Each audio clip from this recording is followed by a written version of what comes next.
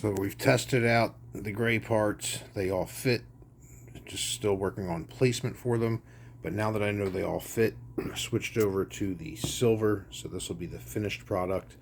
And so like the lamp here, now instead of the gray lamp with a gray light inside of it, we now have a silver lamp with a yellow light inside of it. That hole is, if I choose to, I can put an LED in there as well and actually make working lights.